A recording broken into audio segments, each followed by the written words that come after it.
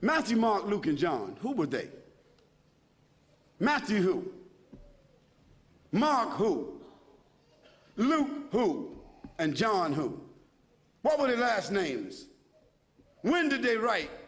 Did they know Jesus Christ? Did they walk with Jesus Christ? Did they eat with Jesus Christ? Did they talk with Jesus Christ? Did they even meet Jesus Christ? The answer is no, no, no, no. Conclusively. The earliest of them that wrote 40 years after Jesus Christ, so they never met him. The last of them wrote 80 years after Jesus Christ, never met him. The other thing is, all of them seem to have written the gospel according to. Now, when you write a letter, do you sign it according to? According to is the third party. If Joanne or Jackie or Bobby or Johnny told me something and I wrote it, I would say according to Joanne, Jackie, Bobby, or Ronnie, according to. But those four people would not write a letter and in front of it say Jackie according to Jackie and not even write her last name. Because if Jackie wrote me a check and only said Jackie, I couldn't cash it.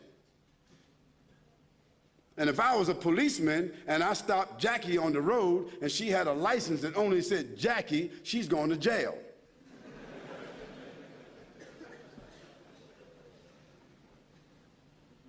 Where in the world is a document with only one name of four different writers that did not meet the one whom they're writing about? Where is that accepted in the whole world? Nowhere except in the Bible. And the church fathers and the church writers and the Christian historians, they all agree that perhaps those four writers themselves were only pen names. Because a writer would not write his first name according to. And there's a great amount of suspicion that the man called Paul, Saul of Tarsus, that because he wrote all the books from Acts all the way to the end of the New Testament, how many books is that? How many? 16, 15, 17, 19? All the books of Acts on, Colossians, Ephesians, Corinthians, Romans, Galatians, all of those books are written by whom? Paul, Saul of Tarsus, another man who never walked, who never talked, who never met, who never ate, who never prayed, who never knew Jesus Christ. Isn't that something? Now here we find four writers and another one between them that wrote all the New Testament books that never talked, never walked, never ate, never prayed, never met the man called Jesus Christ. Yet in their words, the first mentioning of the Trinity came from where? From Jesus or from them? The first mentioning of Jesus being divine, a man God, came from whom? From them. The first mentioning that Jesus is the Son of God came from whom? From them. Jesus never said in his own words any such words, but it was the men who never met him, who claimed to have written, who didn't know their last names. And Paul, by the way, before he had that vision on the road to Damascus that only he saw and only he heard, guess what his occupation was?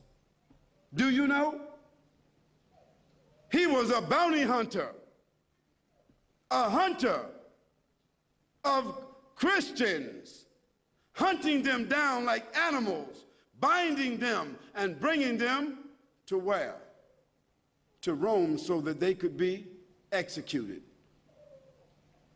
Now, if Hitler, after killing thousands of Jews, said that on the road to Berlin, he had a vision that he was named an apostle to the Jews, and he wrote 20 books that all the Jews are supposed to follow, Do you think they would be following that book?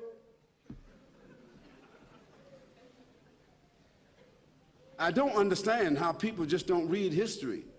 This is not what Khaled said, so don't get angry with me. This is your own scripture, your own Bible scholars, the own church fathers. All of them agree that Paul never met Jesus, that Matthew, Mark, Luke, and John never met Jesus. By the way, they were not disciples, nor were they walkers and talkers of the disciples. They were just writers and historians.